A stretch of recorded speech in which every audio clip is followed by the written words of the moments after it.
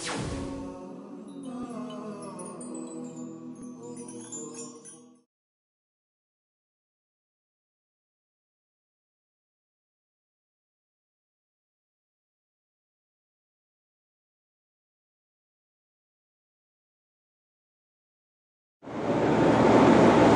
لله نحمده ونستعينه ونستغفره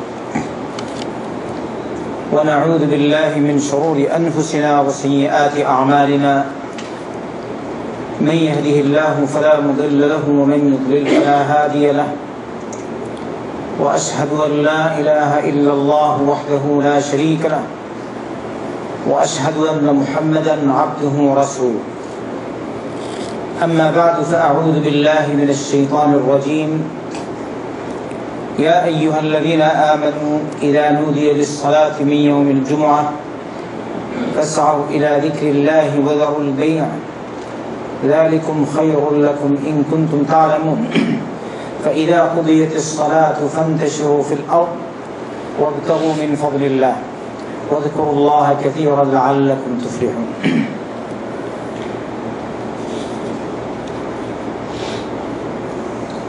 আজকে জুম্মার দিনের ফজিলত গুরুত্ব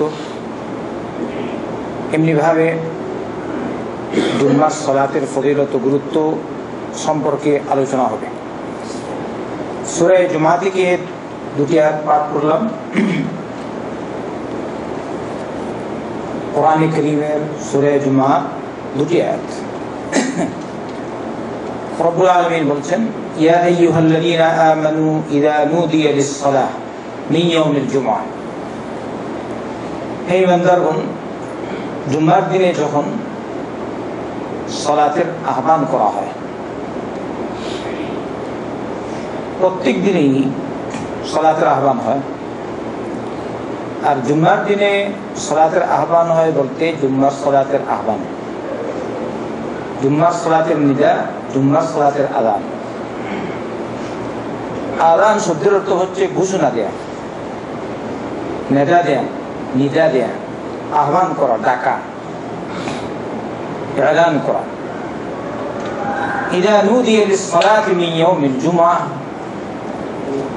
জুমার দিনে যখন সালাতের আহ্বান করা হয়, ফাসআউ ইলা যিকরিল্লাহ, তখন তোমরা দ্রুত গতিতে আল্লাহর দিকের দিকে এগিয়ে যাও, থেমো না, দ্রুত এগিয়ে চলো আল্লাহর দিকের দিকে। আর এই জায়গায় আল্লাহর দিকের বলতে খুতবাতুল জুমআহ, জুমার খুতবা, এটা হচ্ছে আল্লাহর দিকের। তাই অনেকে মনে করে আল্লাহর দিকের শুধু হিলহুল করা না হয়েছে আল্লাহর দিকে, দ্বিতীয়টা সুন্নত তরিকা হচ্ছে না, আসতে হবে বেদাতি তরিকা। এখন আল্লাহর দিকের না, হিলহুল নিয়মতান্ত্রিক নবী করিম সাল্লাল্লাহু আলাইহি ওয়াসাল্লামের তরিকায় দর্শ দেয়া, সুবহানাল্লাহ বলা, আলহামদুলিল্লাহ বলা, লা ইলাহা ইল্লাল্লাহ বলা, আল্লাহু আকবার বলা, কোরআন তিলাওয়াত করা, দর্শে বসা, দর্শে আলোচনা করা, এই সব আল্লাহর দিকে।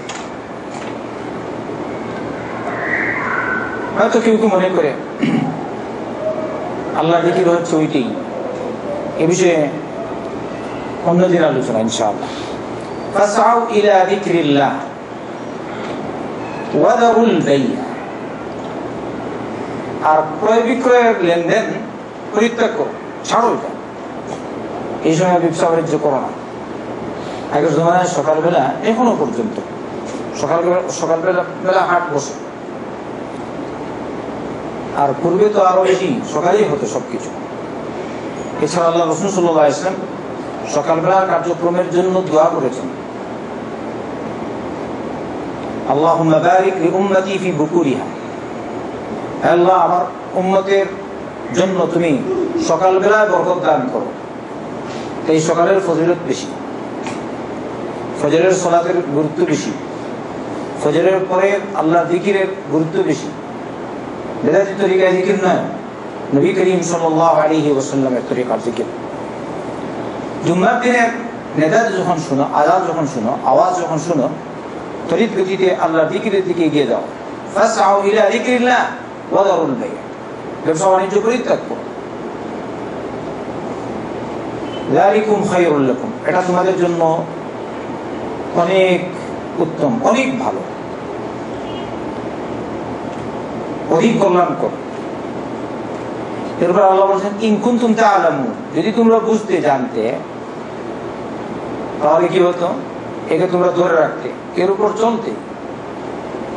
মানুষ যদি বিশ্বাস করে জানে ওই জায়গায় গেলে আমি 1000 রিয়াল পাবো, আগে গেলে যে আগে যাবে ওই হিসাবে, তাহলে আমি চেষ্টা করবো আগে ওকে যাওয়া, কারণ এটা আমি দেখছি দুনিয়া পাবো, ওখানে আগে গেলে আগে হিসাবে।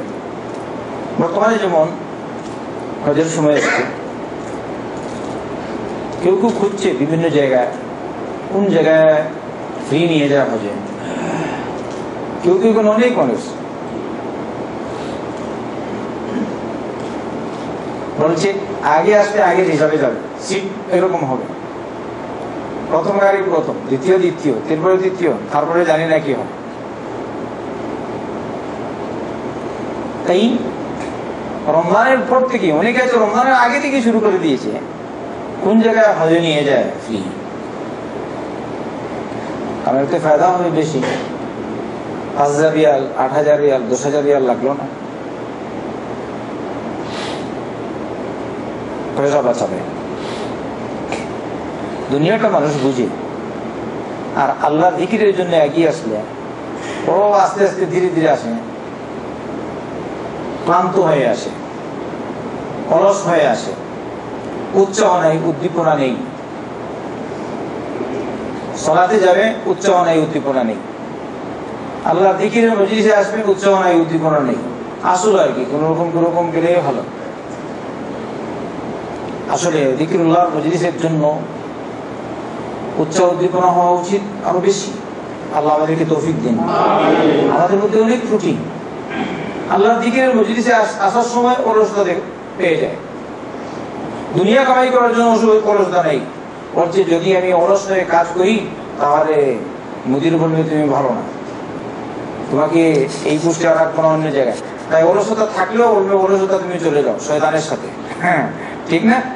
আর আল্লাহর জিকিরের মজলিসে আসলে বা সালাতে যাওয়ার সময় অলস, কারণ এটা সে সচক্ষে দেখছে না এর প্রতিফল কি। আমাদের বিশ্বাস থাকা উচিত গায়বের উপর। রব্বুল আলামিন যেসব ওয়াদা করেছেন কোরআনে অথবা তার নবী সাল্লাল্লাহু আলাইহি ওয়াসাল্লামের সুন্নতের মাধ্যমে, তা অবশ্যই তিনি বাস্তবায়ন করবেন, তার বদলা অবশ্যই দিবেন রব্বুল আলামিন। আমাদের বিশ্বাস আছে কিনা? বিশ্বাস থাকলেও কিন্তু মজবুত না, তাই বিশ্বাস হওয়া দরকার। আজকে থেকে যেভাবে কোনো বিশ্বাস আছে, বিশ্বাস আরো বাড়াবার দরকার। ঈমান তাজা করি, বিশ্বাস বাড়াই। আল্লাহ আমাদের তৌফিক দিন।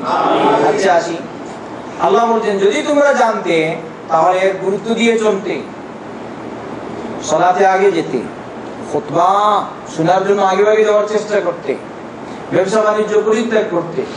এরপর আল্লাহ কি বলছেন, ফাইদা কুদিয়াতিস সালাহ ফান্তাশিরু ফিল আরদি ওয়াবতাগু মিন ফাদলিল্লাহ ওয়াযকুরুল্লাহা কাসীরান লাআল্লাকুম তুফলিহুন। যখন সালাত শেষ হয়ে যাবে, এই জায়গায় সালাত যখন শেষ হলো কাযা হয়ে যাবে। তাই কাযা শব্দের অর্থ শুধু কাজা না, অনেকে শুধু মনে করলো কুদিয়াত মানে কাজা হয়ে গেল, কিরকম কাজা হয়ে গেল, তার মানে কাযা মানে পুরা হয়ে গেল, আদায় হয়ে গেল। ফাইদা কুদিয়াতিস সালাত, সালাত যখন আদায় হয়ে গেল, সালাত পুরা হয়ে গেল, সালাত শেষ, ফান্তাশিরু ফিল আরদ, তখন তোমরা ভূপৃষ্ঠে ছড়িয়ে পড়ো, ওয়াবতাগু মিন ফাদলিল্লাহ, আর আল্লাহর দেয়া রিজিকের অনুসন্ধান করো। আল্লাহ বলেন আপনি বসে থাকেন, কিন্তু আগে হবে সালাত, আগে জুম্মার সালাত। এই জুম্মার সালাতের গুরুত্ব খুব বেশি। এজন্য এই জুম্মার সালাত সম্পর্কে আল্লাহ রাসূল সাল্লাল্লাহু আলাইহি ওয়াসাল্লাম বলেছেন,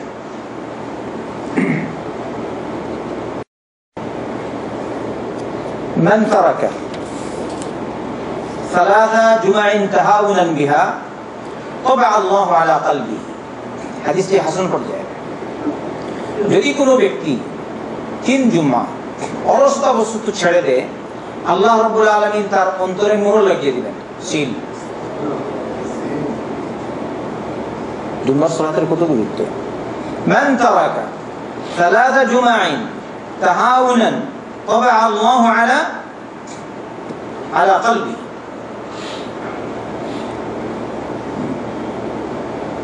এই হাদিস কিন্তু আমাদের দেশে প্রসিদ্ধ আছে, অনেকে এটা শুনে আর আমল করার চেষ্টা করে।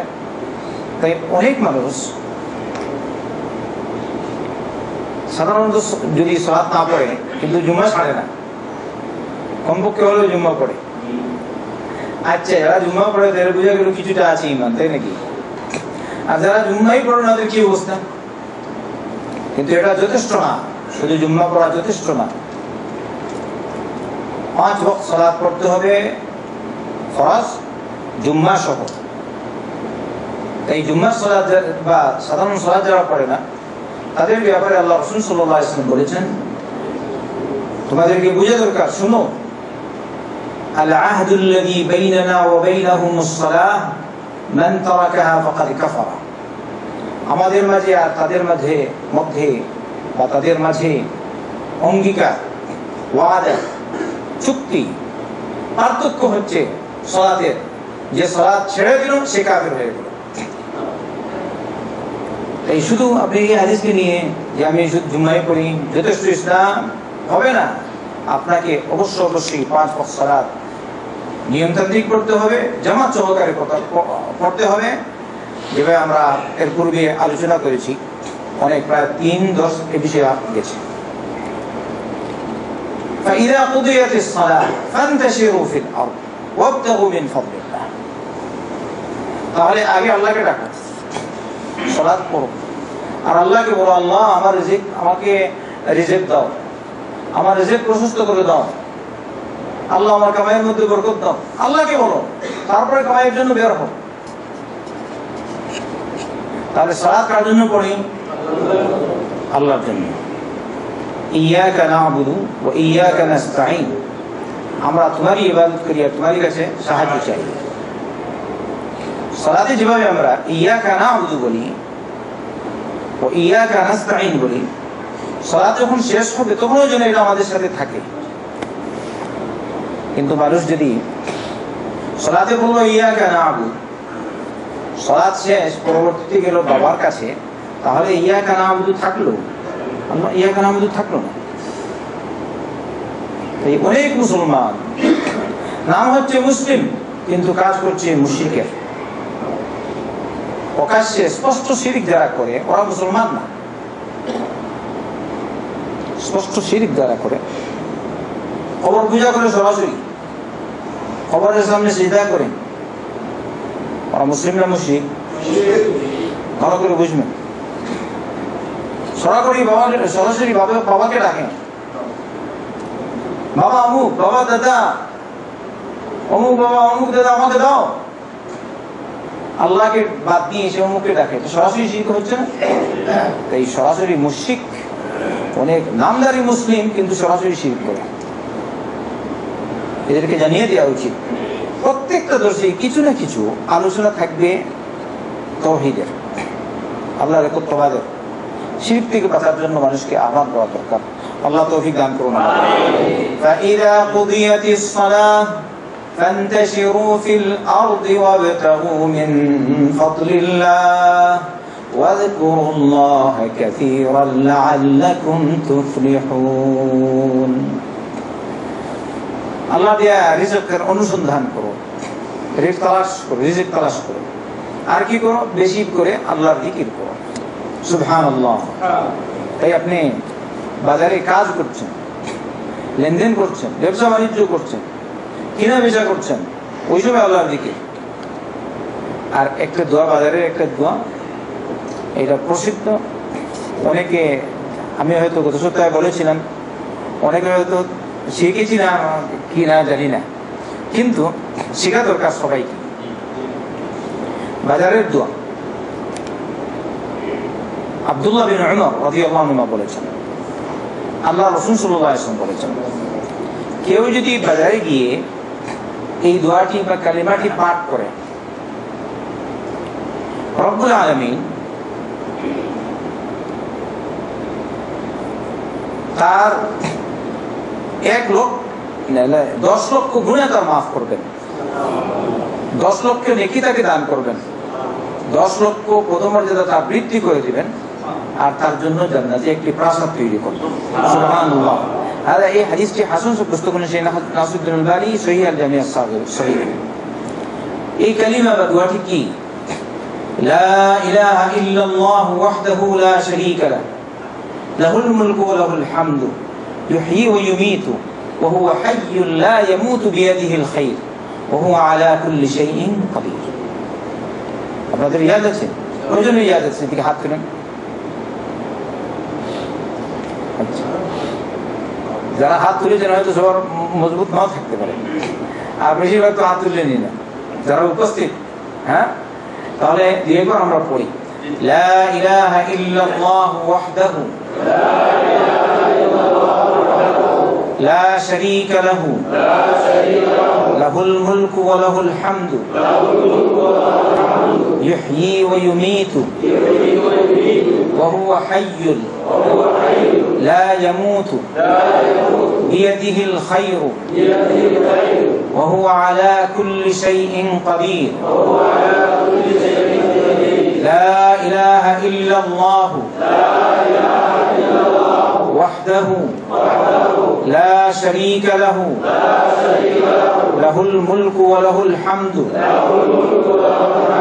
ইউহয়ী ওয়া ইউমীতু ওয়া হুয়া হাইয়্যুন লা ইয়ামুতু বিয়াদিহিল খায়রু ওয়া হুয়া আলা কুল্লি শাইইন কাদির। ইনশাআল্লাহ আমরা এই দোয়া সবাই শিখব, সবাই শিখবেন। আল্লাহ আমাদের তৌফিক দিন। কত সুন্দর, বাজারে গেল দোয়া। নবী করিম সাল্লাল্লাহু আলাইহি ওয়াসাল্লাম প্রত্যেকটি ক্ষেত্রে আমাদেরকে দোয়া শিখিয়ে দিয়েছেন। ওয়াযকুরুল্লাহ কাসীরান, সুবহানাল্লাহ। বাজারে গেছো আল্লাহ জিকির, মসজিদে গেলে অনেক জিকির করে আলহামদুলিল্লাহ, সালাতটা গোটা সালাতেই জিকির, চলতে ফিরতে আল্লাহ জিকির, সব সময় জিকির। কিন্তু এই সব জিকির হবে কার তরিকা? মানে মুহাম্মদ রাসূলুল্লাহ সাল্লাল্লাহু আলাইহি ওয়াসাল্লাম নিজ পক্ষ থেকে পদ্ধতি বানানো জায়েজ না, বিদআত। এই সব বিদআত থেকে আমাদেরকে কিন্তু দূরে থাকতে হবে। আচ্ছা, আল্লাহ বলছেন ওয়াযকুরুল্লাহ কাসীরান,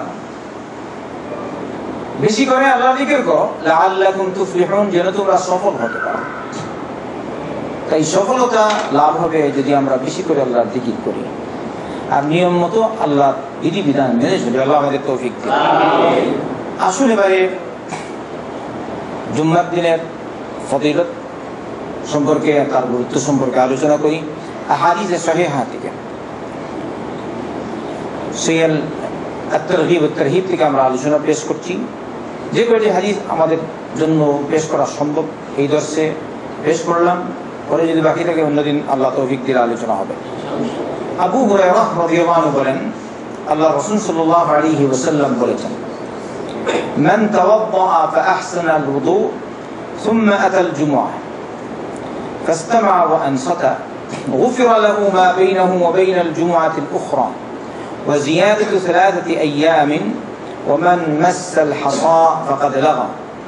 যে ব্যক্তি ওযু করলো আর সুন্দরভাবে ওযু করলো, অন্য হাদিসে গোসলের কথা আছে, ওই হাদিস পরে আসছে। সুম্মা আতাল জুমআহ, তারপরে জুমায় আসলো। ফাস্তামা ওয়া আনসাতা, আর মনোযোগ সহকারে শুনলো আর চুপ থাকলো। দর্শে বসলে আপনি বলছেন আমি শুনছি, কিন্তু হালকা হালকা আলাপ করছে, এটা ঠিক হবে? এদিক সেদিক তাকানো ঠিক না। মনোযোগ সহকারে শুনলে আপনি এদিক সেদিক তাকাবেন, আর যদি মনোযোগ না থাকে তাহলে এদিক সেদিক তাকাবেন। এমনি বসে আছে, কেউ কেউ আছে হয়তো মন এরকম তাকাচ্ছে কিন্তু মনের দিকে নেই, হয় কিনা? তাহলে হবে না। তাই ফাস্তামা বলা হয়েছে, ফাসামিয়া বলা হয়নি, ফাস্তামা, মনের কান দিয়ে শুনে। আমি আপনাদেরকে তাই বলছি, দর্শক যতক্ষণ বসবেন মনের কান দিয়ে শুনবেন। কি বলেন? ইনশাআল্লাহ। ফাস্তামা, আর আরেকটা ওয়া আনসাতা, চুপ থাকতে হবে। غفر له ما بينه وبين الجمعة الأخرى, তাহলে রব্বুল আলামিন তার এই জুমা আর আগের জুমা, দুই জুমার মধ্যবর্তী গুনাহ খাতা আল্লাহ তার মাফ করে দিবেন। এটা হবে সগীরা গুনাহ। আমরা বুঝি সগীরা গুনাহ হলো মাফ। একটা কি বলছেন, ওয়া জিয়াদাতু সালাসাতি আইয়াম, আরো 3 দিনের গুনাহ। তাহলে কত দিনের গুনাহ মাফ হচ্ছে? 10 দিন। এক কাজ করলে একে 10 না, সুবহানাল্লাহ 10, 7টা হয়ে গেল, আরো 3 বাকি, তাহলে আরো 3 পুরো হচ্ছে স্পেশাল। ও জিয়াদাতু সালাসাতি আইয়াম, সুবহানাল্লাহ, আল্লাহর পক্ষ থেকে স্পেশাল গুনাহ। এরপর বলছে ওমান মাসাল হাসা ফাকাদ লাগা, কেউ যদি কঙ্কর এরকম স্পর্শ করে তাহলে সে সওয়াব নষ্ট করে দেবে।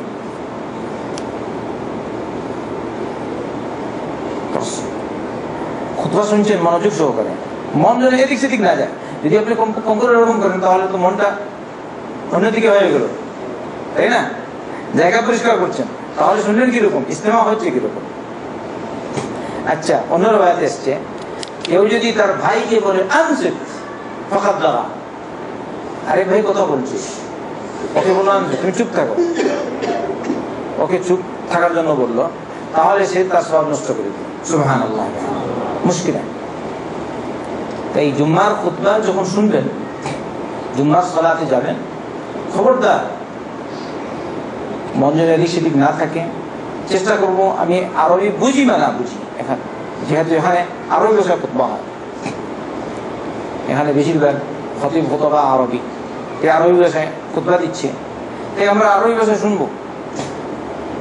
আর যদি কোনো জায়গায় বাংলায় খুতবা হয় বা উর্দু ভাষায় খুতবা হয়, এই সৌদিতে যদি কোনো জায়গায় হয়, আপনি ওখানে উপস্থিত, তাহলে তো আপনি মনোযোগ সহকারে শুনতে হবে, যেহেতু আপনার ভাষা বাংলা। খুতবা হবে মানুষের বোধগম্য ভাষায়, যে ভাষার লোক আপনি যেখানে বক্তব্য রাখছেন, এই ভাষা এখানে যারা যেসব শ্রোতা রয়েছেন তাদেরকে দেখবেন অধিক কোন ভাষাভাষী, ওই ভাষায় আপনি বক্তব্য রাখবেন। আমি যদি এখানে আমি হাদিস পড়ছি বা আয়াত কোরআনিয়া পড়ছি, তারপরে তার অনুবাদ পেশ করছি বা ব্যাখ্যা পেশ করছি, তাই তো? যদি আমি এখানে আরবি ভাষায় বক্তব্য রাখতাম, আপনারা কয়জনে বুঝতেন বলুন তো? কয়জনে বুঝতেন? তাহলে বড় দুঃখ লাগে বাংলাদেশের দিকে তাকালে, এখনো পর্যন্ত তারা ওই আরবি ভাষায় খুতবা দেয়। সামনে হাজার হাজার মানুষ বসে আছে, কিছুই বুঝে না, আলহামদুলিল্লাহ বুঝে না। আলহামদুলিল্লাহ অর্থ কয়জনে জানে বলেন তো? নাহমাদুহু কয়জনে জানে? ওয়া নাস্তাঈনুহু, কোরআনের একটা আয়াত পড়লে কয়জন অর্থ জানে? তাই ওখানে ওই 100 বছর আগের খুতবা মনে করেন অমুক বলে গেছে, ওই খুতবাটা এখন পেশ করা হচ্ছে। 100 বছর আগের যে খুতবা, যে ভাষণ, উনি তখনকার পরিস্থিতিকে সামনে রেখে বক্তব্য রেখেছিলেন, তাই না? ওই পরিস্থিতিকে সামনে রেখে বক্তব্য রেখেছেন, ওই 100 বছর আগের খুতবা এখন পেশ করছে। এটা কিরকম হয়? আবার সামনে যারা কিছুই বুঝছে না, ওখানে কথা পেশ করছে আরবি ভাষায়, আলহামদুলিল্লাহি নাহমাদুহু, যার টোন যত সুন্দর খেতে তো ভালো লাগে, আর কিছুই না, এরকম শুধু হিলে আর জুড়ে বাস। ওমা আরসালনা মির রাসূল ইল্লা বিলিসানি কওমি, কোন রাসূল আমরা পাঠাইনি, তবে তার সম্প্রদায়ের ভাষা দিয়ে পাঠিয়েছি। রাসূল মুহাম্মদ রাসূলুল্লাহ সাল্লাল্লাহু আলাইহি ওয়াসাল্লাম আরবি ভাষী। তাই এই আরবি ভাষা আপনি যখন অন্য জায়গায় বক্তব্য রাখবেন, আরবি ভাষায় বললে হবে না, তার অনুবাদকের প্রয়োজন আছে।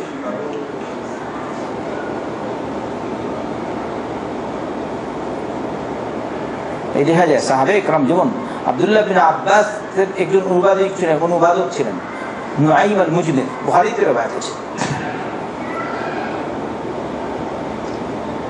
যদি বুঝে যায়, যদি কেউ যায় বড়, যেমন কাবার বা মক্কায় মুকাররমা ইমাম গেছেন বাংলাদেশে, ওই সময় তিনি খুতবা দেবেন কোনটা যায় বলুন তো? তিনি যদি খুতবা দেন তাহলে কোনটা দেবেন?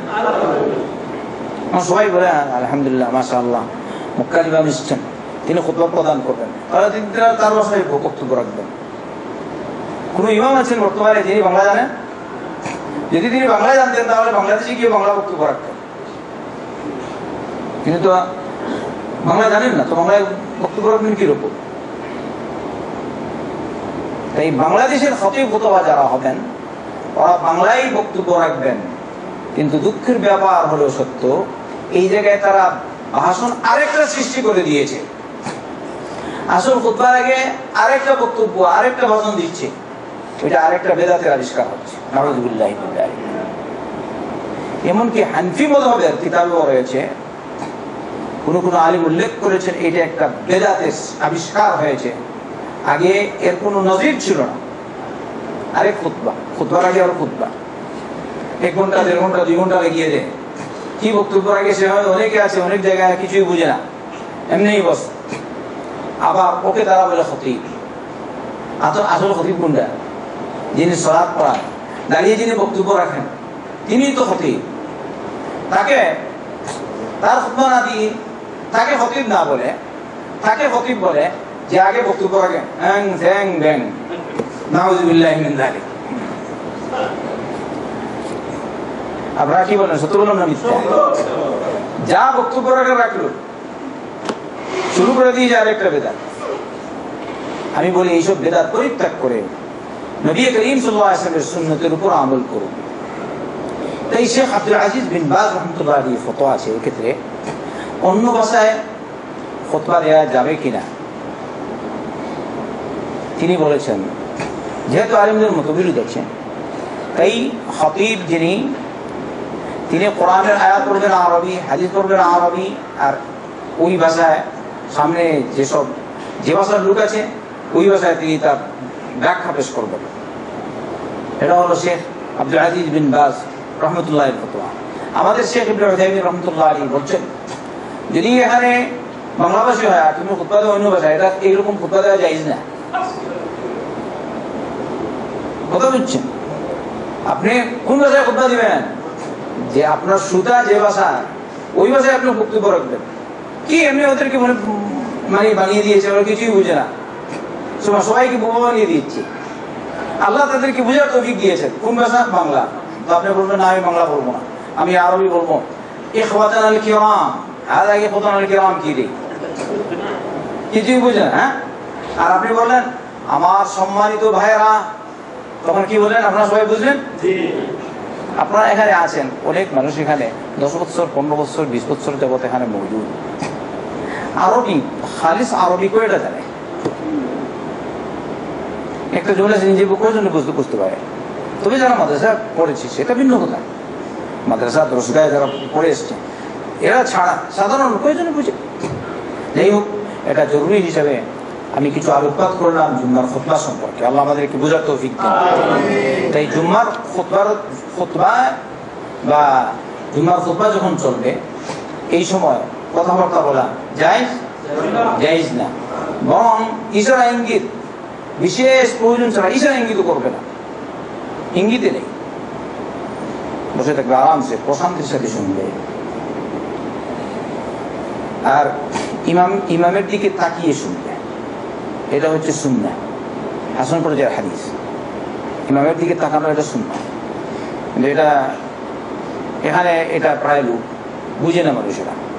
কারণ ইমামের দিকে আপনি তাকান তাহলে আপনার মনে এদিক সেদিক যাবে না। আপনি যদি আমার দিকে তাকান তাহলে আপনার এত তাড়াতাড়ি ঘুম আসবে না। কিন্তু আপনি যদি এমনি বসে থাকেন তাহলে আপনার ঘুম আসবে। কোথাও শুনছেন না, বলছেন আমি সব জানি। আস্তাগফিরুল্লাহ। ঠিক না ঠিক বললাম? আল্লাহ বুঝার তৌফিক দিন। আচ্ছা, সামনে আসি। আবু আইয়ুব আল-আনসারী বলেন রাদিয়াল্লাহু আনহু قال سمعت رسول الله صلى الله عليه وسلم يقول من اغتسل يوم الجمعة। আগে গোসল কথা গেছে, আর এই রিওয়ায়াতে গোসলের কথা। যে ব্যক্তি জুমার দিনে গোসল করলো ওয়ামাসসা মিন তিবিন ইন কানা ইনদাহু, আর সুগন্ধি ব্যবহার করলো যদি তার কাছে থাকে, থেকে থাকে। নবী করিম সাল্লাল্লাহু আলাইহি ওয়াসাল্লাম বলেছেন যদি থেকে থাকে। আগের জমানায় সবার কাছে থাকতো না, সবার সেই তৌফিকও ছিল না, এখনো সবার তৌফিক নেই। বাংলাদেশে গেলে বোঝা যায় সবার তৌফিক আছে কিনা। এখানে আমরা যারা আছি আলহামদুলিল্লাহ ইচ্ছে হলে সবাই ক্রয় করতে পারে সুগন্ধি, পারে কিনা? হয়তো পর্যন্ত ব্যবহার করতে পারে, কিনতে পারে। কিন্তু বাংলাদেশ গরিব রাষ্ট্র, যান দেখুন কি অবস্থা, সবাই পায় না। যদি থাকে তাহলে ব্যবহার করলো। আর কি করলো? ওয়ালাবিসা মিন আহসানি থিয়াবিহি, আর সে তার সবচেয়ে উত্তম যে কাপড়, সুন্দর যে কাপড়, ওই কাপড়টা পরিধান করলো। তাহলে বোঝা গেল জুম্মার দিনের লেবাস অন্য দিন থেকে ভালো হওয়ার কথা। তাই আমাদের মধ্যে এই আমল আছে, সাধারণত অভ্যাস আছে মানুষের। জুম্মার দিনে সবাই জুম্মার সালাতে যাওয়ার আগে ভালো ভালো ড্রেসই পরে, ভালো ড্রেস পরে। ওয়ালাবিসা মিন আহসানি থিয়াবিহি সুম্মা খারাজা হাত্তা ইয়াতিয়াল মসজিদ, তারপরে বের হয়ে আসলো, এসে মসজিদে পৌঁছালো। মসজিদে পৌঁছে কি করলো? ফায়ারকাউ মা বাদালাহু, তারপরে তার ইচ্ছা মোতাবেক সে রুকু করলো, অর্থাৎ সালাতে আদায় করলো। আল্লাহ রাসূল সাল্লাল্লাহু আলাইহি ওয়াসাল্লাম বলেছেন তার মন যা চায়, তার সামনে যা প্রকাশ পায়, তার মানে তার মন যা চায় ওই হিসেবে সালাত করলো। বলেছেন কি 4 রাকাত? বলেছেন 10 রাকাত? ওই যে বাংলাদেশে বলে জুম্মার সালাত নাকি 22 রাকাত,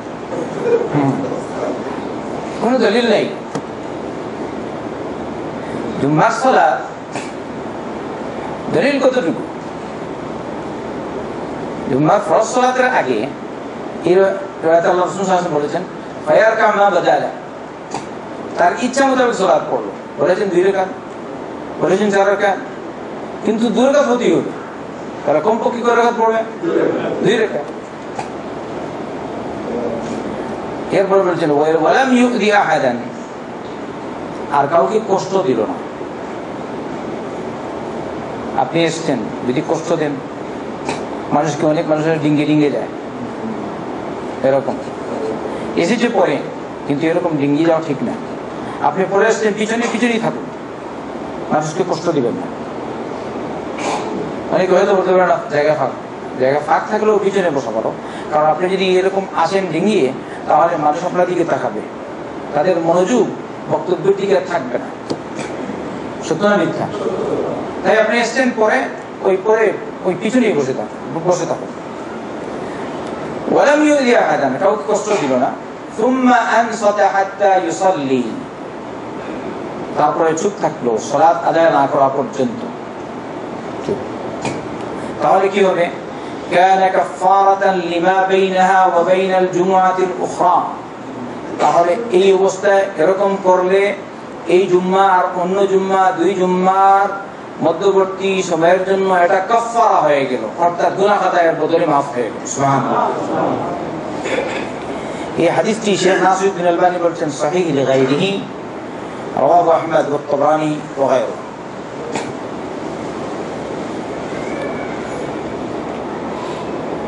এই জায়গায় আরেকটা কথা বলা যেতে পারে, কখনো মানুষ জুম্মার সালাতে আসতে লেট করে, জুম্মার সালাতে যাবেন, আগে ভাগে 2 রাকাত পড়বেন, তারপরে বসবেন। যেভাবে সবসময় আমরা প্রথমে 2 রাকাত পড়ি, তারপরে বসি, তাই তো? কেন? যেহেতু আল্লাহ রাসূল সাল্লাল্লাহু আলাইহি ওয়াসাল্লাম বলেছেন ইযা দাখালা আহাদুকুমুল মাসজিদ ফালা ইয়াজলিস হাত্তা ইউসাল্লি রাকাতাইন, তোমাদের মধ্য থেকে কেউ যখন মসজিদে আসে তখন সে যেন প্রথমে 2 রাকাত পড়ে, তারপরে যেন বসে। 2 রাকাত না পড়ে যেন মসজিদে না বসে। কথা হচ্ছে এটা কার নির্দেশ? আল্লাহ রাসূল সাল্লাল্লাহু আলাইহি ওয়াসাল্লামের নির্দেশ, বুখারী মুসলিমের হাদিস। আচ্ছা, এটা তো সবসময় বুঝলাম। গেলেন আপনি এমন সময় যখন ইমাম সাহেব খুতবা দিচ্ছেন, ওই যারা কাজের লোক আসতে লেট হয়ে যায়, আবার অনেক মুসলমান কাজ নাই তবু লেট করে, তাই ওরা কত সওয়াব থেকে মাহরুম। তাই আমাদের উচিত আমরা যেন আগে যেতে পারি, আগে যাওয়ার চেষ্টা করি, আর সব যেন পাই, আল্লাহর পক্ষ থেকে স্পেশাল বোনাস যেন পাই। আপনি গেলেন পরে কিরকম হয়? ইমাম সাহেব খুতবা দিচ্ছেন, এই সময় বলে আমাদের মযহবে নাই, খুতবা শুনবো। গেলাম, খুতবা দিচ্ছেন আর বসে যাবো, সালাত নাই, বলে কিনা? আসলে ব্যাপার মযহবের না, ব্যাপার হচ্ছে নবীর নির্দেশে। কার বলেন? নবী করিম সাল্লাল্লাহু আলাইহি ওয়াসাল্লামের নির্দেশে। মাযহাব বড় না নবী বড়? সাল্লাল্লাহু আলাইহি ওয়াসাল্লাম। বলেন তো আপনারা, মাযহাব বড় না নবী বড়? সবাই চিনো তো? আমাদের নবীর নাম কি? মুহাম্মদ রাসূলুল্লাহ সাল্লাল্লাহু আলাইহি ওয়াসাল্লাম। বুখারী, মুসলিম, সহিহ সিত্তা সব কিতাবে আছে হাদিসে বেশিরভাগ। নবী বলেছেন সাল্লাল্লাহু আলাইহি ওয়াসাল্লাম, ইযা জাআ আহাদুকুম ওয়াল ইমামু ইয়াখতুব, ইযা জাআ আহাদুকুম ওয়াল ইমামু ইয়াখতুব ফালইউসাল্লি রাকা'তাইন ওয়ালিয়াতাজাওয়াজ ফীহিমা। তোমাদের কেউ যখন আসবে এমন অবস্থায়, যখন ইমাম খুতবা প্রদান করছেন, ইমাম সাহেব যখন খুতবা দিচ্ছেন, এই সময় যদি কেউ আসে, তাহলে সে যেন 2 রাকাত সালাত পড়ে আর সংক্ষিপ্ত করে পড়ে, তাড়াতাড়ি করে পড়ে নিবি। এটা কে বলছেন? মুহাম্মদ রাসূলুল্লাহ সাল্লাল্লাহু আলাইহি ওয়াসাল্লাম। যে নবী বলেছেন সাল্লাল্লাহু আলাইহি ওয়াসাল্লাম, খুতবা চলাকালে তুমি কথা বলতে পারবে না, তুমি চুপ থাকবে, তাই না? ওই নবী বলেছেন সাল্লাল্লাহু আলাইহি ওয়াসাল্লাম, খুতবা চলাকালে তুমি যদি আসো মসজিদে, প্রথমে 2 রাকাত পড়বে, তাহলে আগের কথার ব্যাখ্যা কার কাছ থেকে নিতে হবে? বলুন আপনারা, আল্লাহ রাসূল সাল্লাল্লাহু আলাইহি ওয়াসাল্লাম। তাহলে যদি আপনি বলেন নবী বলেছে আমি চুপ থাকবো, এই নামাজ পড়বো না, তাহলে নবী এই নির্দেশ দিলেন কেন? তাহলে আগের নির্দেশের ব্যাখ্যা কে পেশ করেছেন? মুহাম্মদ রাসূলুল্লাহ সাল্লাল্লাহু আলাইহি ওয়াসাল্লাম। অতএব চাই এখানে, চাই বাংলাদেশে, যে কোনো জায়গায় বা ইন্ডিয়া, যে কোনো জায়গায় আপনি যাবেন, ইমাম সাহেব খুতবা দিচ্ছেন, এমন সময় যদি আপনি যান, তাহলে প্রথমে 2 রাকাত সুন্নাত পড়বেন, তারপরে বসবেন আর মানুষকে জানিয়ে দিবেন। এটাই হচ্ছে নবীর তরিকা, আল্লাহ রাসূল সাল্লাল্লাহু আলাইহি ওয়াসাল্লামের সুন্নাত। আমল করবেন ইনশাআল্লাহ? না শুধু সৌদিতে? ভয় পেয়ে লাভ নেই, এখন আর আগের জমানা না, 20 বছর আগের জমানা এখন না, এখন 20 বছর পরের জমানা। আরো 10 বছর পর হয়তো সুন্নাত আরো প্রসারিত হবে ইনশাআল্লাহ। সর্বত্র সুন্নাত, নবীর সুন্নাত প্রসার ঘটানো উচিত আমাদের জন্য। আমরা যা জানি তা যেন আমরা আমল করি, আল্লাহ আমাদের তৌফিক দিন।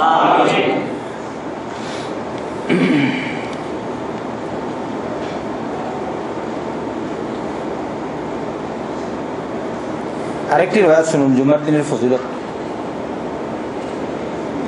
আউস বিন আউস আল-থাকাফি রাদিয়াল্লাহু আনহু বলেন, سمعت رسول الله صلى الله عليه وسلم يقول من غسل يوم الجمعة واغتسل وبكر وابتكر ومشى ولم يركب ودنا من الإمام فاستمع ولم يلغ كان له بكل خطوة عمل سنة أجر صيامها وقيامها। যে ব্যক্তি জুম্মার দিনে দৌত করল, কি দৌত করলো? শেখ নাসিরউদ্দিন আলবানী রাহমাতুল্লাহ আলাইহি অন্য রিওয়ায়াত উল্লেখ করে তিনি বলছেন, তার মানে মাথা ধৌত করলো ভালো করে, ওয়াগতাসালা আর গোসল করলো, ভালো করে গোসল করতে হবে, ফরজ গোসলের মতো গোসল। ওয়াবাক্কারা ওয়াবতাকারা, আর আগে ভাগে গেল, আগে ভাগে, তাই চেষ্টা করা উচিত আগে যাওয়া। ওয়ামাশা ওয়ালাম ইয়ারকাব, পায়ে হেঁটে গেল, যানবাহনে চড়লো না। তাই যদি মসজিদ মনে করেন আপনার বাসা থেকে 10 মিনিটের রাস্তা বা 15 মিনিট, এটা তোমার একটা ব্যাপার। যদি 1 ঘন্টা হয় মুশকিল মানা যায় অনেকটা, 10 মিনিট, 5 মিনিট, 7 মিনিট, কি অসুবিধা? আপনি হেঁটে যান। তবু সব মানুষ তার সমান না, মানুষ এটা বুঝবে।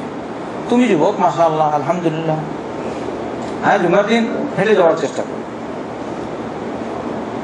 আবার কেউ কেউ আছে ওই যে এখানকার লোকজনের মতো আর কি, গাড়ি নতুন হয়তো কিনেছে, আলাদু গাড়ি, মানুষকে দিয়ে আমি গাড়ি চালাই, আছে কিনা?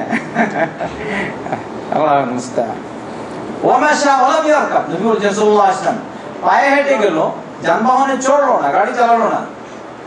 ওয়ালাম ইয়ারকাবের মধ্যে সাইকেলও শামিল, সাইকেলও চালালো না, যদি কাছে হয় সাইকেলও চালাবো না। কারণ আপনি সাইকেল চড়েন কিনা?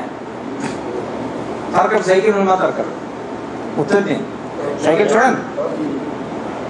আমরা সাইকেল চড়ি, ওরা তো সাইকেল আনলে মোটর সাইকেল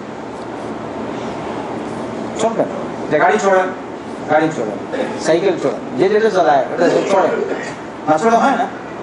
তাই সাইকেল পর্যন্ত চড়ে না, এটা হচ্ছে নবীর ফরমান সাল্লাল্লাহু আলাইহি ওয়াসাল্লাম। আর কি করে? ওয়াদানা মিনাল ইমামি ফাসতামা, আর ইমামের কাছাকাছি হয়, মনোযোগ সহকারে শুনে। আমাদের লোকজন ইমামের কাছে যাবে দূরে বসে, আগেও চলে গেল ওই দূরে, দেয়ালে টেক লাগিয়ে বসে, টেক ছাড়া বসে না, মানে অলস হয়ে বসে, চেষ্টা করে টেক লাগাবে, আরাম হয় বেশি। আল্লাহর জিকির, খুতবা শুনবেন, দর্শ শুনবেন, আপনার টেক লাগিয়ে বসলে মনোযোগ হয় না, আরাম হয়ে গেছে। আচ্ছা আমি বলি, আপনি যদি টেক লাগিয়ে খান, খাবারটা কিরকম হবে? আরাম হবেন নাকি? এছাড়া আল্লাহ রাসূল সাল্লাল্লাহু আলাইহি ওয়াসাল্লাম টেক লাগিয়ে খেতে নিষেধ করেছেন। নবী করিম সাল্লাল্লাহু আলাইহি ওয়াসাল্লাম টেক লাগিয়ে খেতেন না, বসে খেতেন। টেক লাগিয়ে খেলে ক্ষতি।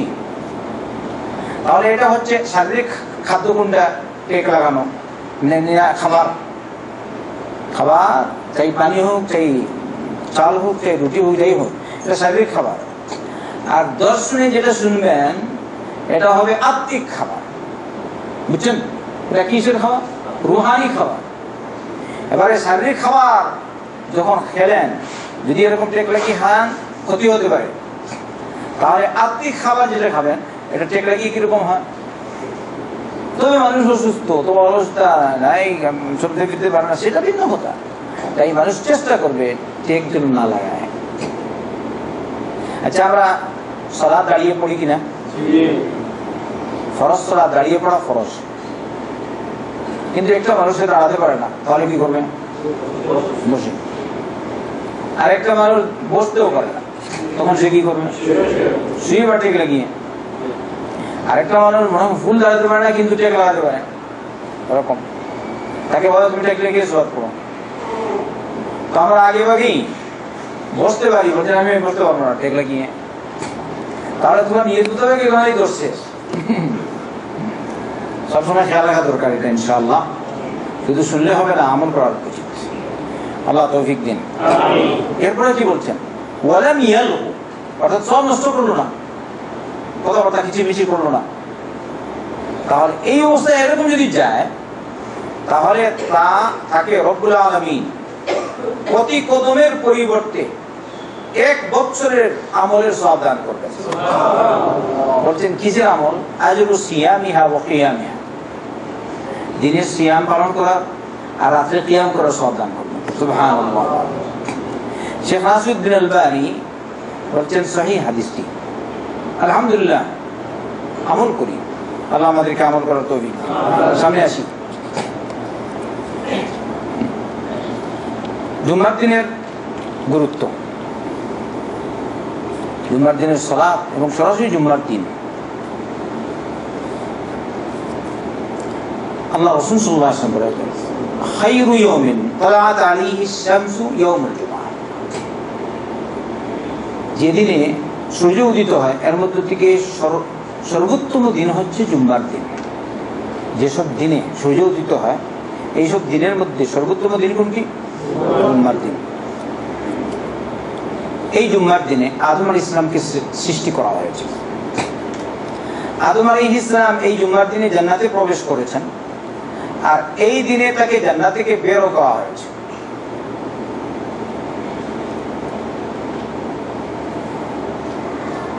ইবনে খুজাইমা তার সহিহ গ্রন্থে এই রওয়ায়াতটি এরকম বর্ণনা করেছেন। বলছেন, অর্থাৎ আল্লাহ রাসূল সাল্লাল্লাহু আলাইহি ওয়াসাল্লাম বলছেন, মা তালাআতিশ শামসু ওয়ালা গারাবাত আলা ইয়াউমিন খায়রিন মিন ইয়াউমিল জুমআহ হাদানা আল্লাহু লাহু ওয়া দাল্লা আন-নাসু আনহু। যেসব দিনে সূর্য উদিত হয়, সূর্য অস্ত যায়, সূর্য ডুবে বা সূর্য উঠে, এইসব দিনের মধ্যে জুম্মার দিন থেকে কোনো দিন উত্তম হতে পারে না। আল্লাহ রাব্বুল আলামিন আমাদেরকে এই জুম্মার দিনের পথ দেখিয়েছেন। হাদান আল্লাহু লা, জুম্মার দিনের পথ দেখিয়েছেন আল্লাহ রাব্বুল আলামিন। আর অন্য সব লোক এর থেকে বিপদগামী হয়ে গেছে, পথভ্রষ্ট হয়ে গেছে, পথ হারা হয়ে গেছে জুম্মার দিন থেকে। তাই লোকজন এক্ষেত্রে আমাদের পরে, আল্লাহ রাসূল সাল্লাল্লাহু আলাইহি ওয়াসাল্লাম বলছেন, লোকজন কি আমাদের পরে কিরকম? আমাদের হচ্ছে জুম্মার দিন, আর ইহুদির হচ্ছে ইয়াউমুস সাbt। ইয়াউমুস সাbt মানে শনিবার, আর নাসারাদের হচ্ছে ইয়াউমুল আহাদ, রবিবার। তাই ওরা আমাদের পরে আসে, আমাদের অনুসরণ করে। আর ওরা গুমরাহ হয়েছে কি ছেড়ে? জুম্মা ছেড়ে। জুম্মা থেকে তাদেরকে আল্লাহ গুমরাহ করে দিয়েছেন। ওরা জুম্মা থেকে দূরে। আর আমাদের দিন হলো কোনটা? জুম্মার দিন। আলহামদুলিল্লাহ আমরা জুম্মা পেয়েছি। তাই সর্বোত্তম দিন হচ্ছে জুম্মার দিন। ইহুদদের দিন কোনটা? শনিবার। আর রবিবার হচ্ছে কথিত খ্রিস্টানদের, নাসারাদের। আর মুসলমানদের দিন হলো জুম্মার দিন। এই আগামীকাল আমাদের দিন, ছুটি থাক বা না থাক, যদি সরকার বলে জুম্মার দিনে ছুটি নেই, জানি না, একটা কথা বললাম, তবু ওই দিন কি হবে? মুসলমানদের দিন হবে। কোন দিন? জুম্মার দিন। অন্য দিন আমাদের হতে পারে না, ছুটি ফুটি বুঝি না। বাকি সব ব্যাখ্যা এখানে আমি করতে চাই না। আমি বলতে চাই জুম্মার দিন এটা আমাদের দিন, ইহুদিদের দিন শনিবার, রবিবার হচ্ছে কথিত খ্রিস্টানদের, নাসারাদের। আমরা যারা মুসলমান, আমাদের ঈদ হচ্ছে, ঈদের দিন হচ্ছে, সাপ্তাহিক ঈদের দিন হলো জুম্মার দিন।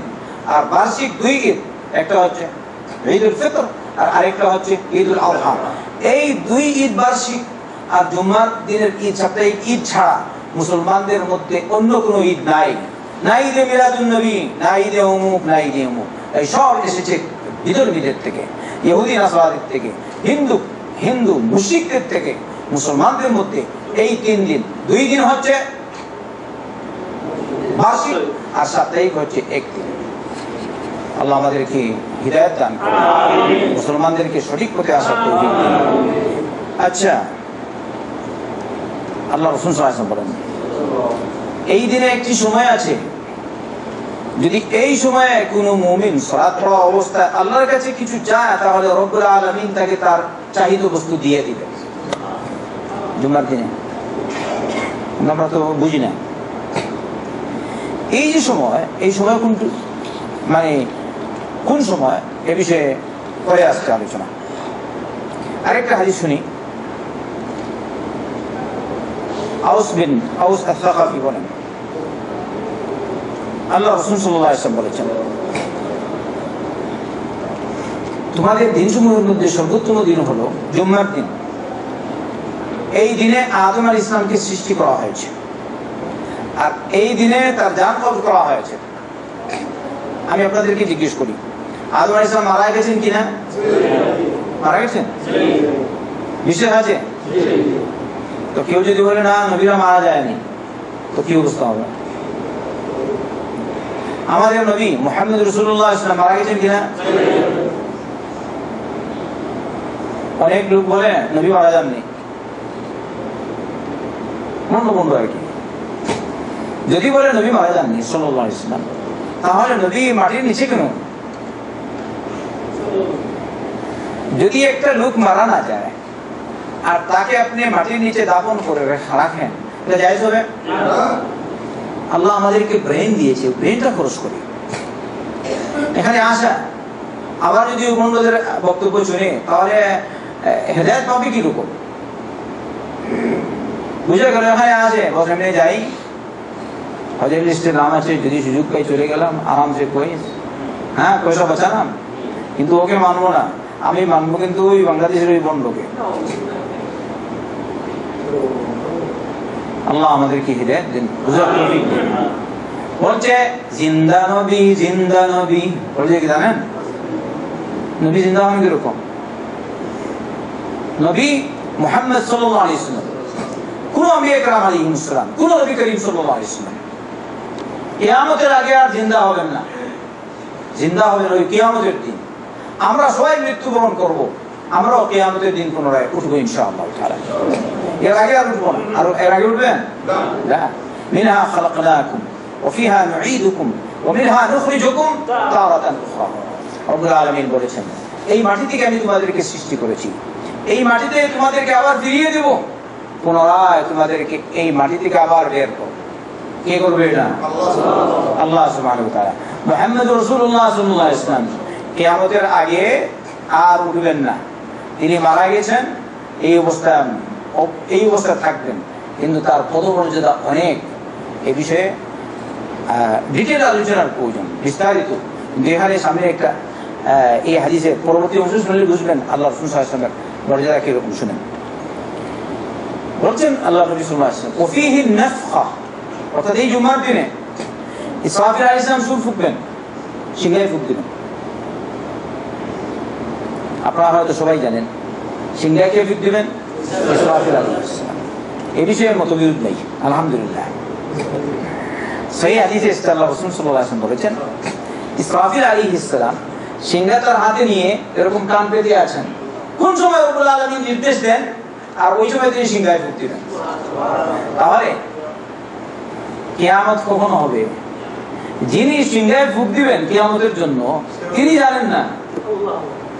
তাহলে আল্লাহ রাসূল সাল্লাল্লাহু আলাইহি ওয়াসাল্লাম জানবেন, জিবরিল আলাইহিস সালাম জানবেন, অন্য কেউ জানবে? কোন সৃষ্টি জানবে? হ্যাঁ, জানবে একমাত্র আল্লাহ, যিনি সৃষ্টিকর্তা, যিনি স্রষ্টা, রব্বুল আলামিন, তিনি জানেন। ইন্নাল্লাহা ইনদাহু ইলমুস সাআহ, আল্লাহর কাছে কিয়ামতের ইলম, আর কেউ কিয়ামতের ইলম রাখে না। লা ইলাহা ইল্লাল্লাহ। তাহলে মাঝে মাঝে আপনারা শুনেন না, আগামী এত তারিখে এতটার সময় এরকম হয়ে যাবে, শুনলাম না? কয়েকবার তো এরকম গেছে, গত কয়েক বছর পূর্বে বলেছে আজকে হয়ে যাবে। বাংলাদেশে ফোন করলাম, কি বুঝো? আমরা হ্যাঁ এগুলো ঠিক না। সে বলে না, তবুও কিছুর ভয়ের কারণ আছে। বলেছে কি? বলছে অনেক ঝড় তুফান হচ্ছে, ভয় ভয় লাগছে, আল্লাহু আলাম। তাহলে তার মানে কি কিয়ামত হয়ে গেছে? কিয়ামতের ইলম কোন সৃষ্টির কাছে নাই, কিয়ামতের ইলম একমাত্র রব্বুল আলামিনের কাছে। আপনাদের আকিদা ঠিক আছে? তাহলে গায়বের ইলম কার কাছে? আল্লাহ। মুহাম্মদ সাল্লাল্লাহু আলাইহি ওয়াসাল্লাম গায়ব জানেন না, গায়ব জানে একমাত্র আল্লাহ সুবহানাহু ওয়া তাআলা। আচ্ছা দেখেন, ওয়াফিহি সাআকা, সবাই মারা যাবে এই দিনে। যাদের মারা যাওয়া আল্লাহ লিখে নেওয়া, তবে যাদের কথা আল্লাহ বলেছেন فَصَيْقَ مَنْ فِي السَّمَاوَاتِ وَمَنْ فِي الْأَرْضِ إِلَّا مَنْ شَاءَ اللَّهُ, তবে যাদেরকে আল্লাহ রাখতে চায় তারা ছাড়া। كُلُّ مَنْ عَلَيْهَا فَانٍ وَيَبْقَى وَجْهُ رَبِّكَ ذُو الْجَلَالِ وَالْإِكْرَامِ। সব ধ্বংসশীল, যিনি বাকি থাকবেন তিনি হচ্ছেন রব্বুল আলামিন সুবহানাহু ওয়া তাআলা। তো আল্লাহ রাসূল সাল্লাল্লাহু আলাইহি ওয়াসাল্লাম কথা বলে, তিনি বলেন فَأَكْثِرُوا عَلَيَّ مِنَ الصَّلَاةِ فِيهِ, তোমরা বেশি করে আমার উপর এই দিনে সালাত পাঠ করো। তাহলে জুমার দিনে সুন্নত হলো বেশি করে দরুদ পাঠ করো আল্লাহর নবীর উপর সাল্লাল্লাহু আলাইহি ওয়াসাল্লাম। কিন্তু আমাদের কাজ কি? সালাতের পরিবর্তে গিরগির বেশি, ছুটি পাই গিরগির, আর নয় গান বাদ্যযন্ত্রে লিপ্ত, আর নয় সালাত নাই, সারা রাত এমনি ফিল্ম দেখে। আপনার আলহামদুলিল্লাহ, আল্লাহ আপনাদেরকে তৌফিক দিয়েছেন, অনেক ভাই এসেছেন, আল্লাহ শুকরিয়া আদায় করব, সবাই আলহামদুলিল্লাহ। যদি এই দরস না থাকতো তাহলে আপনি আসতেন না, তাই না? এসেছেন, একটা হাদিস শুনবেন ইনশাআল্লাহ, এর দ্বারা আমরা সবাই উপকৃত হব। যদি এই দরসটা না থাকতো তাহলে আমরা কোথায় যেতাম? যদি মাঝে মধ্যে যদি এরকম কেউ দরস করতো তাহলে ব্যক্তিগত হতো, কিন্তু এটা সবার জন্য এই দরসটা হয়েছে। আলহামদুলিল্লাহ, 11টার পর, 11:30টার পর মানুষ কাজ শেষ করে এখানে চলে আসে। এই বৃহস্পতিবার এই ক্লাসে এইমাত্র কত সাথী এসেছে। যদি আমরা আগে আগে বন্ধ করতে ওরা আসতো। তাই আল্লাহ রাসূল সাল্লাল্লাহু আলাইহি ওয়াসাল্লাম বলেছেন, জুম্মার দিনে বেশি বেশি করে আমার উপর সালাত পাঠ করো। অন্য ফর্মে বা রিওয়ায়াতে এসেছে আল্লাহ রাসূল সাল্লাল্লাহু আলাইহি ওয়াসাল্লাম বলেছেন, জুম্মার রাত এবং দিনে আমার উপর সালাত পাঠ করো। তাহলে রাতেও নবী করিম সাল্লাল্লাহু আলাইহি ওয়াসাল্লামের উপর দরুদ আমরা পাঠ করব। বুঝছেন?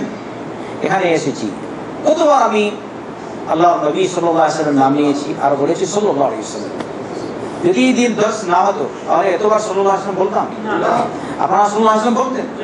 তাহলে আমরা শুকরিয়া শরীফ বলি আলহামদুলিল্লাহ, যে আল্লাহ আমাদেরকে তৌফিক দিলেন জুম্মার রাত্রিতে, বৃহস্পতিবার দিবাগত রাত, এই রাত কিসের রাত? জুম্মার রাতে এখানে দর্শনে অংশগ্রহণ করে নবী করিম সাল্লাল্লাহু আলাইহি ওয়াসাল্লামের কথা আলোচনা, হ্যাঁ, নবীর জীবনী নিয়ে আলোচনা, নবীর আমল, নবীর সুন্নতের কথা নিয়ে আলোচনা আমরা করছি। আলহামদুলিল্লাহ, নবীর তরিকাকে নিয়ে আমরা আলোচনা করছি, আল্লাহর দ্বীনকে নিয়ে আলোচনা করছি, যিকরুল্লাহর মজলিসে বসছি। যদি আল্লাহ আমাদেরকে তৌফিক দিতেন তাহলে আমরা বসতে পারতাম না। তাই আবারও বলি আলহামদুলিল্লাহ।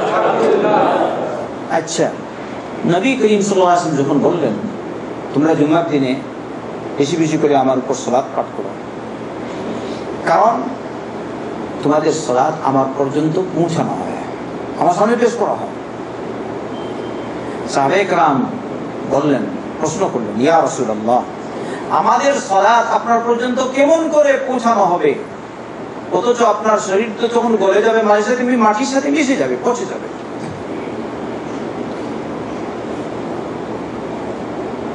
প্রশ্ন ঠিক আছে কিনা? প্রশ্ন ঠিক?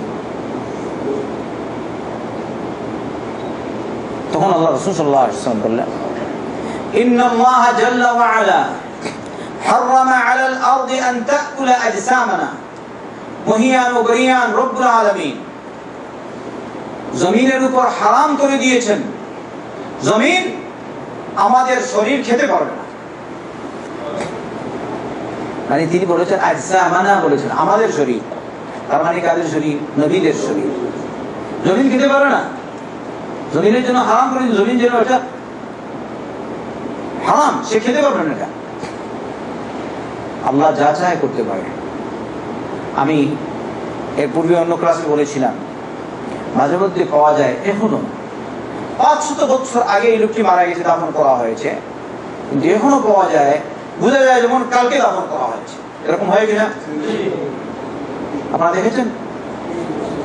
আমি গত 2-3 বছর পূর্বে দেখেছিলাম এই সৌদি আরবে একটা পত্রিকায়, সম্ভবত উর্দু নিউজে, কোন এক জায়গায় একটা মহিলার লাশ পাওয়া গেছে, বুঝে যায় যেমন কালকে দাফন করা হয়েছে, জিন্দার মতো লাগে, মানে মারা গেছে যেমন আজকে কালকে দাফন করা, এরকম দেখা যাচ্ছে। অথচ এই মহিলাকে 75 বছর আগে তাকে দাফন করা হয়েছে। ওই এলাকার লোকজন বলছে এই মহিলা সন্তান জন্ম দেওয়ার সময় মারা গেছে। আল্লাহ রাসূল সাল্লাল্লাহু আলাইহি ওয়াসাল্লাম বলেছেন, যদি কোনো মহিলা সন্তান জন্ম দিতে গিয়ে মারা যায়, এই অবস্থায় সে হচ্ছে শহীদা। সুবহানাল্লাহ। আরেকবার পত্রিকা দেখেছিলাম, চীনের কোন এক জায়গায় একটা লাশ পাওয়া গেছে, 500 বছর পূর্বে এই লোকটিকে দাফন করা হয়েছিল। বর্তমানে ওই রকম লম্বা দাঁড়িয়ালা আমি দেখেছি পত্রিকায়, কি বাকি আল্লাহ আলাম কতটুকু সত্য মিথ্যা, সম্ভবত সত্যিই হতে পারে। পত্রিকার সংবাদ দেখেছি, লম্বা দাঁড়িয়ে, মাশাআল্লাহ, সুন্নত তরিকায় দাঁড়িয়ে রেখেছে। হ্যাঁ, আচ্ছা, আমি আপনাদেরকে জিজ্ঞেস করি, আল্লাহ রাসূল সাল্লাল্লাহু আলাইহি ওয়াসাল্লাম দাঁড়িয়ে ছিল কি দাঁড়িয়ে ছিল না?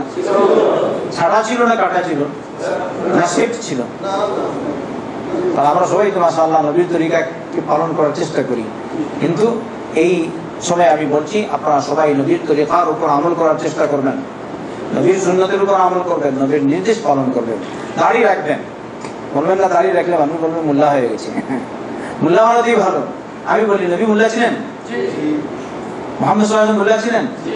যদি বলেন আপনি নবী মোল্লা ছিলেন, তাহলে আপনার সম্পর্ক নবীর সাথে না পাদ্রীর সাথে না ওই অমুক আর তমুকের সাথে?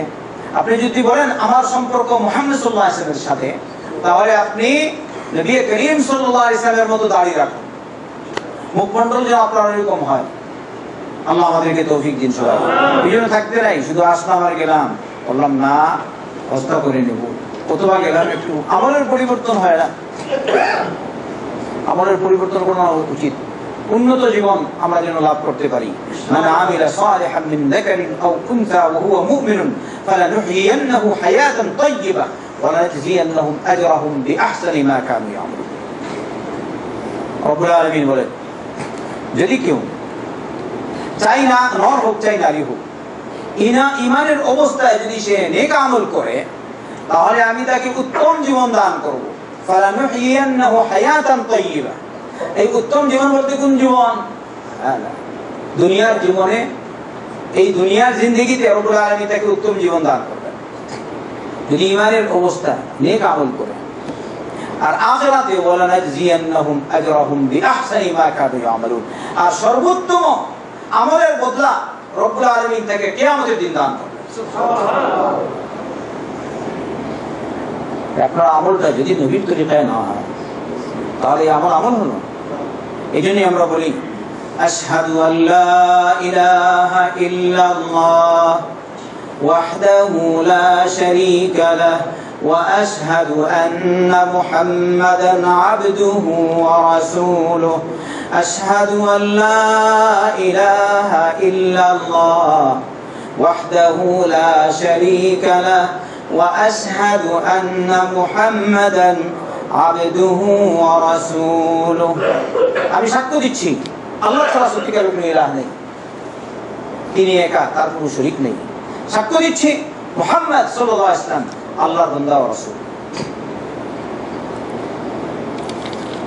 ভাইরা আমার, এর পূর্বে আলোচনায় আমরা শুনেছি আল্লাহ রাসূল সাল্লাল্লাহু আলাইহি ওয়াসাল্লামের একটা হাদিস।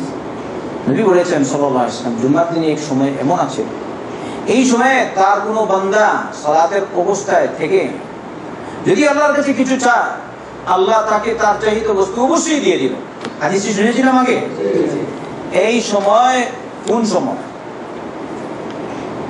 আনাস বিন মালিক রাদিয়াল্লাহু আনহু বলেন, আল্লাহ রাসূল সাল্লাল্লাহু আলাইহি ওয়াসাল্লাম থেকে বর্ণনা করেছেন যে আল্লাহ রাসূল সাল্লাল্লাহু আলাইহি ওয়াসাল্লাম বলেছেন, ইলতামিসুস সাআতাল্লাতী তুরজা ফি ইয়াউমিল জুমআহ বা'দা সালাতিল আসরি ইলা গায়বুবাতিশ শামসি। ওই সময়, যে সময় জুমার দিনের যে সময় দোয়া কবুল হওয়ার আশা করা যায়, ওই সময়কে তোমরা অন্বেষণ করো, তালাশ করো। জুমার দিনের আসরের সালাত থেকে নিয়ে, সালাতের পর থেকে নিয়ে সূর্যাস্ত পর্যন্ত। এই হাদিসটি হাসান পর্যায়ে, আর এটাই সহিহ। অন্য রাওয়াতে এরকমই বলেছেন, ফালতামিসুহা আখির সাআতিন বা'দা সালাতিল আসর। তাহলে জুমার দিনে আসরের পর থেকে নিয়ে সূর্যাস্ত পর্যন্ত এই সময় দোয়া কবুল হওয়ার সময়। কিন্তু এই সময় আমাদের লোকজন বেশি হয়তো গল্প গুজবে কাটায়, আমার মার্কেটে চপ করতে, মার্কেটে যাওয়া না যাইজ না। আগে আপনাদেরকে বলেছি মার্কেটের দোয়া আছে কিনা, আপনারা পড়েছেন, তোদের ইয়াদ আছে আমি জানি না, যারা পড়ে এসছেন তাদেরকে আমি ওই দোয়াটি শুনিয়ে দিচ্ছি। আল্লাহ রাসূল সাল্লাল্লাহু আলাইহি ওয়াসাল্লাম বলেছেন, কেউ যদি বাজারে যায়, মার্কেটে যায়, মার্কেটে গিয়ে এই দোয়াটি পাঠ করে, কালিমাটি, তাহলে রব্বুল আলামিন তার 10 লক্ষ গুনাহ মাফ করবেন, 10 লক্ষ নেকি তাকে দান করবেন, 10 লক্ষ পদমর্যাদা তার বৃদ্ধি করবেন, আর তার জন্য জান্নাতে একটি প্রাসাদ তৈরি করবেন। শেখ নাসিরউদ্দিন আলবানী এই হাদিসকে হাসান বলেছেন সহিহ জামিউস সগীরে। এই মার্কেটে গিয়েও আল্লাহ ঢুকিয়ে আছে। অন্যদিকে মার্কেট কিন্তু খুব খারাপ জায়গা। কিরকম? আল্লাহ রাসূল সাল্লাল্লাহু আলাইহি ওয়াসাল্লাম বলেছেন, আহাব্বুল বিকা ইলাল্লাহি মাসাজিদুহা ওয়া আবগাদুল বিকা ইলাল্লাহি আসওয়াকুহা। আল্লাহর কাছে সবচেয়ে বেশি প্রিয় জায়গা হচ্ছে মসজিদ। সবচেয়ে প্রিয় জায়গা কোনটা? মসজিদ। কিন্তু আমরা আল্লাহর কাছে যে জায়গা সবচেয়ে প্রিয়, ওই মসজিদে যেতে চাই না। এমনকি বাংলায় একটা কথা আছে, বলছে মোল্লার দৌড় মসজিদে। আছে কিনা এটা? বাংলা অভিধান পর্যন্ত আছে, আমি আমার কথা বলছি না, এমনিই তো বলে অভিধানে লেখা আছে, বলছে মোল্লার দৌড় মসজিদে। তাই শুধু মোল্লা যায় না, সবাই যায়? তবে তবে যদি বলে যে না এখানে মোল্লা বলতে শুধু মোল্লা না প্রত্যেক মুসলিম, তাহলে মানা যেতে পারে। যদি মুসলিম হয় যেতে হবে তাকে কোথায়? মসজিদে।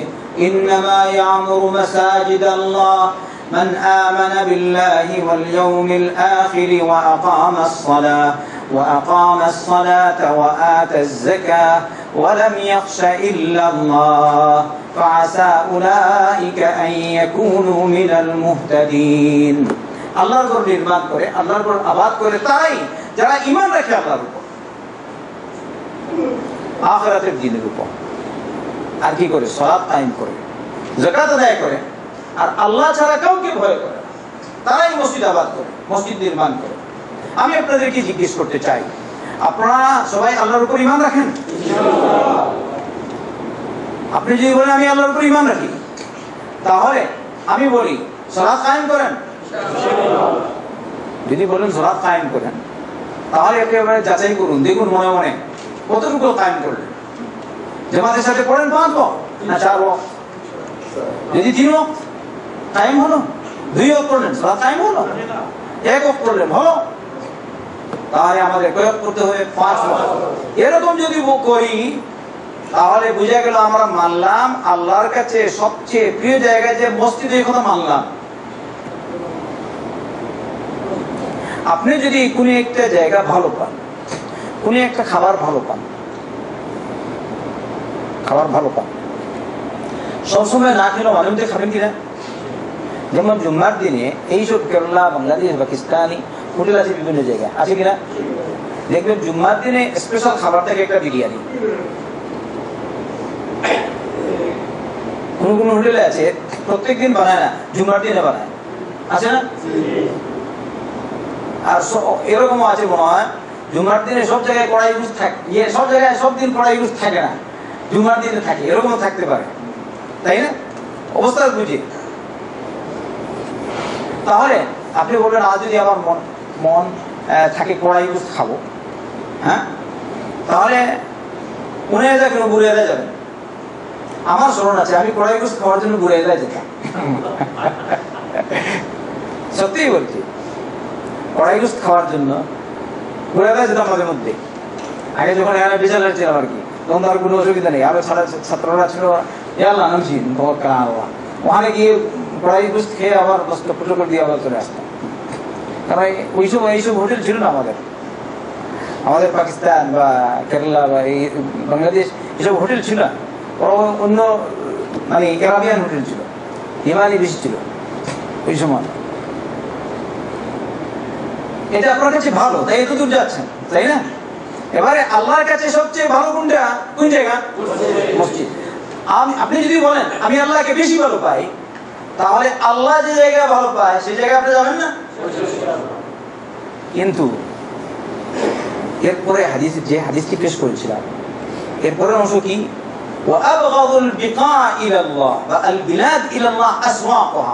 আল্লাহর কাছে সবচেয়ে বেশি অপ্রিয় জায়গা হচ্ছে বাজার।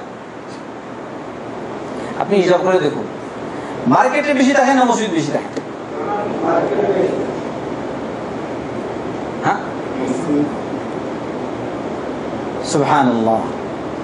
আল্লাহ যারা ওরা ছাড়া তাদের সংখ্যা কম, এত বেশিরভাগই মার্কেটই যোগ করতে। এই অনুযায়ী উপস্থিত সময়ে যারা এখনো অনেক লোক হয়তো আপনাকে বাইরে গেলে পাবেন, সব মুসলমান যদি বাংলাদেশি বা বাঙ্গালা যারা বলতে পারে সবাই যদি এখানে চলে আসতো, এই জায়গায় জায়গাতে পারতাম? জায়গা দেওয়া সম্ভব না। 2 তলা 3 তলা 5 তলা হলেও হবে না। তাই জানলে হবে না, মানতে হবে। আল্লাহ আমাদেরকে মানার তৌফিক দেন। ভাইয়া আমার আমল করি, জুমার দিনে বেশি বেশি করে নবী করিম সাল্লাল্লাহু আলাইহি ওয়াসাল্লামের উপর সালাত। আর আরেকটা কাজ হচ্ছে জুমার দিনে, তা হলো সূরাতুল কাহফ পাঠ করা। কোন সূরা? সূরা কাহফ 15 নম্বর পারা থেকে শুরু হয়, শেষ হয় 16 নম্বর পারায়। সূরা কাহফ যারা কোরআন পড়তে জানেন শুদ্ধ আপনারা পড়বেন, যারা পড়তে জানেন না পড়বেন না, অথবা শুদ্ধ হয় না আপনি শুদ্ধ করুন, তারপর পড়ুন। অনেক সময় আছে কোরআন কোরআন শুদ্ধ না, অশুদ্ধ, কোরআন অর্থ পাল্টে দেয়। এরকম করা উচিত না। আপনার কোরআন শুদ্ধ করুন আর পড়ুন। জুমার দিনে সূরা কাহফ পড়া সুন্নাহ আর উত্তম। কেন? আবু সাঈদ আল খুদরি বলেন, আল্লাহ রাসূল সাল্লাল্লাহু আলাইহি ওয়াসাল্লাম বলেছেন, মান ক্বারা সূরাতাল কাহফি ফি ইয়াউমিল জুমআহ আযা লাহু মিনান নূরি মা বাইনাল জুমআতাইন। যদি কোনো ব্যক্তি সূরা কাহফ পাঠ করে জুমার দিনে, তাহলে তার জন্য দুই জুম্মার মধ্যবর্তী সময় আলোকিত হয়ে উঠবে। এই আলো আপনি কোন সময় দেখতে পাবেন? ইনশাআল্লাহ কিয়ামতের দিনে। এই হাদিসটি শেখ নাসিরুদ্দিন আলবানী বলছেন সহিহ, সাহিবুত তারগীব বলছেন রাওয়াহুন নাসাঈ ওয়াল বাইহাকী মারফুআন, শেষ পর্যন্ত। কোন এক রাজা আমার স্মরণ হচ্ছে জুম্মার রাতের কোথাও আছে। আপনারা জুম্মার দিনে সূরা কাহফ পাঠ করবেন। এমনিভাবে জুম্মার দিনে মসজিদে আগে যাওয়া দরকার। আল্লাহ রাসূল সাল্লাল্লাহু আলাইহি ওয়াসাল্লাম বলেছেন, জুম্মার দিনে প্রথম ঘন্টায় যে যাবে সে যেমন আল্লাহর দরবারে একটা উট কুরবানি করলো, যে দ্বিতীয় ঘন্টায় গেল সে যেমন একটা গরু কুরবানি করলো, আল্লাহর দরবারে পেশ করলো। তৃতীয় ঘন্টায় যে গেল সে যেমন একটা বকরি বা ভেড়া আল্লাহর পথে দিল। চতুর্থ ঘন্টায় যে গেল সে যেমন একটা মুরগি দিল। পঞ্চম ঘন্টায় যে গেল সে যেমন একটা আন্ডা পেশ করলো। তারপরে যখন ইমাম সাহেব এসে যান, আযান হয়ে যায়, তখন ফেরেশতাগণ তাদের কপি খাতা বন্ধ করে দেন। ইমাম সাহেব খুতবা শুরু করেন, ফেরেশতাগণ তার খুতবা শুনতে লাগেন। সুবহানাল্লাহ। তাহলে এই যে সওয়াব, এক্সট্রা যে সওয়াব, এই সওয়াব পাওয়ার জন্য আপনি পরে যাবেন না আগে যাবেন? পরে যাওয়া উচিত না আগে যাওয়া উচিত? আমরা কেন পরে যাই, তাই না? তাহলে আমাদের বিশ্বাস যেন ভালো, ঈমান যেন বাড়ে, সেদিকে আমরা খেয়াল করি। আল্লাহর কাছে দোয়া করি, আল্লাহ তুমি আমাদেরকে ইলম জেনে আমল করার তৌফিক দাও, আমাদের নিয়ত খালিস করে দাও। আল্লাহ আমাদেরকে তোমার নবী সাল্লাল্লাহু আলাইহি ওয়াসাল্লামের তরিকায় চলার তৌফিক দাও। আল্লাহ আমাদেরকে মাফ করো, আমাদের মা বাবাদেরকে মাফ করো, দুনিয়ার সমস্ত মুসলমানদেরকে মাফ করো। তাহলে আমরা যারা আজকে এই দর্শে অংশগ্রহণ করেছি, আর আল্লাহ তুমি আমাদের সকলকে তাদের অন্তর্ভুক্ত করো যাদেরকে তুমি আজকে ঘোষণা দিবে মজলিস শেষ হওয়ার পর আমি তোমাদেরকে মাফ করে দিলাম। আল্লাহ তুমি আমাদের সবাইকে মাফ করে দাও। আল্লাহ দুনিয়ার মুসলমানদেরকে মাফ করে দাও। আল্লাহ মুসলমানদেরকে, সমস্ত মুসলমানদেরকে কোরআন সুন্নাহ মোতাবেক চলার তৌফিক দাও। শিরিক থেকে, বেদাত থেকে, তোমার নাফরমানি থেকে বাঁচার তৌফিক দাও। আর আল্লাহ জালিমদেরকে নির্মূল করো, মজলুমদেরকে উদ্ধার করো, মুসলমানদের হেফাজত করো, তোমার দ্বীনের হেফাজত করো। আল্লাহ তুমি আমাদের জানে মালে বরকত দাও, আমাদের ইলম আমলে বরকত দাও, কামাইয়ের মধ্যে বরকত দাও। আল্লাহ আমাদের মধ্য থেকে যারা অসুস্থ রয়েছেন আল্লাহ তুমি তাদেরকে শিফা দাও। আমাদের মধ্য থেকে যারা ঋণগ্রস্ত আছেন আল্লাহ তুমি তাদেরকে ঋণ পরিশোধ করার তৌফিক দাও। আল্লাহ তুমি আমাদেরকে দুনিয়া আখিরাতের কল্যাণ দান করো। আল্লাহ তুমি আমাদেরকে দুনিয়া আখিরাতের কল্যাণ দাও, জাহান্নাম থেকে নাজাত দাও, জান্নাতুল ফিরদৌস বাসীদের অন্তর্ভুক্ত করো। রব্বানা তাকাব্বাল মিন্না ইন্নাকা আনতাস সামিউল আলিম ওয়া তুব আলাইনা ইন্নাকা আনতাত তাওয়াবুর রহিম। اللهم صل وسلم وبارك على نبينا محمد وعلى آله وصحبه أجمعين.